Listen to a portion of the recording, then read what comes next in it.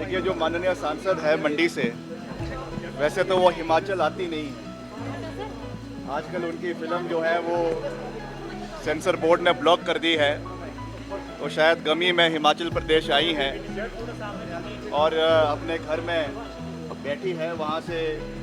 बेतुकी बयानबाजी कर रही हैं, जिसका कोई औचित्य नहीं है,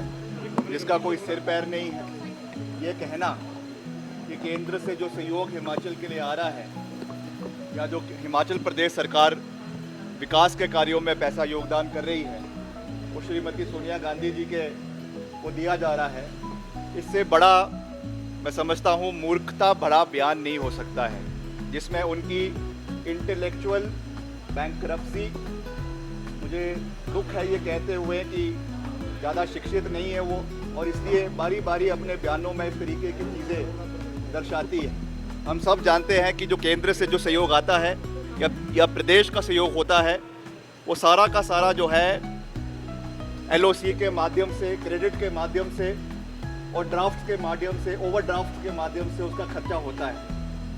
मैं उनको चैलेंज करता हूँ, ओपन चैलेंज दे रहा हूँ, 1 रुपए का वो ऐसा बात बता दे, अदरवाइज उनके ऊपर मानहानि का दावा सोनिया गांधी जी के ऊपर जो उन्होंने लांछन लगाए हैं, बेबुनियाद लांछन लगाए हैं, उसके मद्देनज़र हम उनके ऊपर मानहानि का दावा ठोकेंगे। अगर उन्होंने या तो इसके लिए कोई कागजी जो है वो दस्तावेज दिखाए, नहीं तो वो जो है माफ़ी मांगे सोनिया गांधी जी से। इस तरीके की बयानबाजी जो उन्होंने उनके ऊपर करी है, ये बहुत दुर्भाग्यपूर्ण है और इसका कड़ा संज्ञान भाजपा को भी लेना चाहिए। ये वही सांसद हैं जो बेलगाम है, जिनको भाजपा के पदाधिकारियों ने, भाजपा के केंद्रीय नेतृत्व ने भी फटकार लगाई है कि आप संवेदनशील मुद्दों के ऊपर बयानबाजी ना करें। आज उन्होंने जिस तरीके से श्रीमती सोनिया गांधी जी के ऊपर ये गंभीर आरोप लगाए हैं, मैं समझता हूँ कि उनको माफ़ी मांगनी चाहिए, या तो कागज़ दिखाने चाहिए या तो उनके ऊपर हम मानहानि का दावा आने वाले समय में कांग्रेस पार्टी की ओर से करेंगे। ये मैं कहना चाहता हूँ। हम सब चाहते हैं कि सब लोग शांति से रहे, अमन के साथ रहे, भाईचारे में रहे और प्रेम के साथ रहे। ये सरकार की जिम्मेवारी बनती है और बार बार मैं इस चीज़ को दोहरा रहा हूँ कि सरकार की आंतरिक, प्रदेश में आंतरिक सुरक्षा बनाए रखना सरकार की जिम्मेवारी बनती है, हम सब की दायित्व बनता है। मगर जिस तरीके के सवाल बारी बारी ज़मीन एलोकेशंस के ऊपर उठ रहे हैं, बारी बारी प्रदेश के लोग इस विषय को उठा रहे हैं, तो हमने ये कहा है कि over the period of time, समय के साथ साथ हर संगठन में, हर ट्रस्ट में, हर जो है रिलीजियस बॉडीज़ के अंदर जो है बदलाव और रिफॉर्म्स आने चाहिए। मुझे आज भी याद है जब मेरे पिताजी वीरभद्र सिंह जी प्रदेश के मुख्यमंत्री थे, उस समय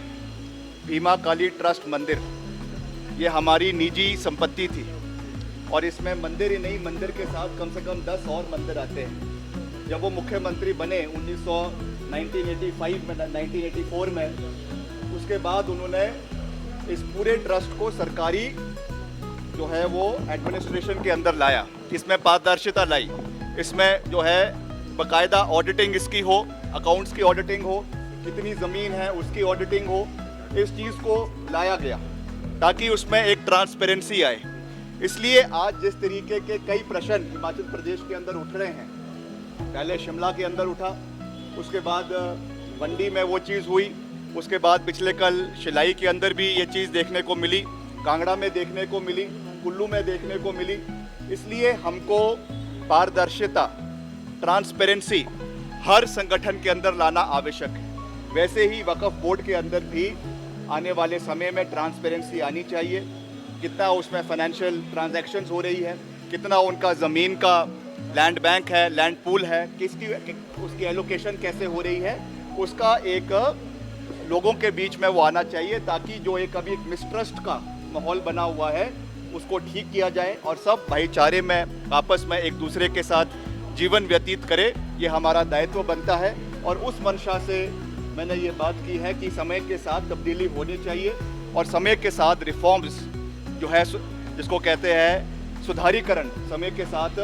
हर संगठन के अंदर होना चाहिए, हर ट्रस्ट के अंदर होना चाहिए और वक्फ बोर्ड भी उसमें उसके अंदर भी होना चाहिए।